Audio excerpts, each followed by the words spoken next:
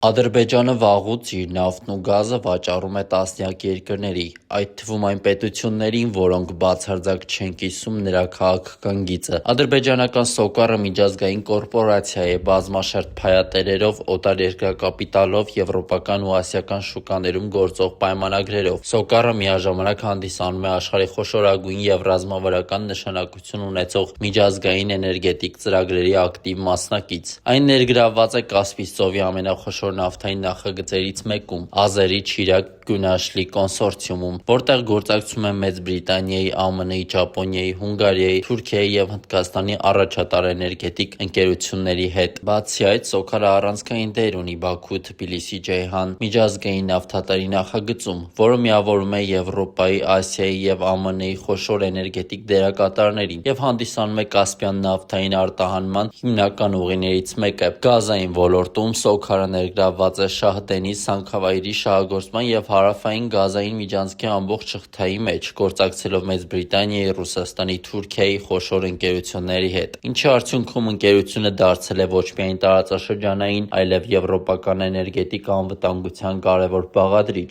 Աշխարհը վաղուց հասկացել է մի պարզ բան. էներգակիրները չեն շարժվում հայրենասիրական լոզունգներով, այլ շահերի հաշվարկով։ Այս ֆոնին հարց է առաջանում. ինչու Հայաստանը պետք է հրաժարվի մի հնարավորությունից, որը տարեկան մոտ $100 միլիոն տնտեսում է ապահովում իր տնտեսության համար։ Եթե Հայաստանի տնտեսությունը կարող է ավելի այժան վառելիք ստանալ, նվազեցնել բիզնեսի ծախսերը, մեղմել գնաճային ճնշումները և թեթևացնել քաղաքացիների բեռը, դա դավաճանություն է, թե պատասխանատու տնտեսական քաղաքականություն։ Որոշ շրջանակներ փորձում են տնտեսական որոշումները վերածել բարոյական դատաստանի՝ ով ինչից է գնում, ումից է գնում տրամաբանությամբ։ Բայց եկեք անկեղծ լինենք, նույն մարդիկ հանգիստ օգտագործում են թուրքական, ռուսական, չինական ապրանքներ, նստում են արևմտյան բենզինով աշխատող մեքենաներ, օգտվում են գլոբալ շուկայի բոլոր բարիքներից, իսկ երբ հարցը հասնում է Հայաստանին շահավետ գործարքի, սկսում են քար նետել։ Տնտեսությունը պատերազմի շարունակություն չէ, և պետության ղեկավարումը ֆեյսբուքյան էմոցիաներով չի արվում։ Եթե Ադրբեջանը նույն վառելիքը վաճառում է Իտալիային, Իսրայելին, Վրաստանին, եվրոպական խոշոր խաղացողներին, ապա Հայաստանը հրաժարվելով դրանից չի պատժում Ադրբեջանին, պարզապես պատժում է ինքն իրեն։ $100 միլիոն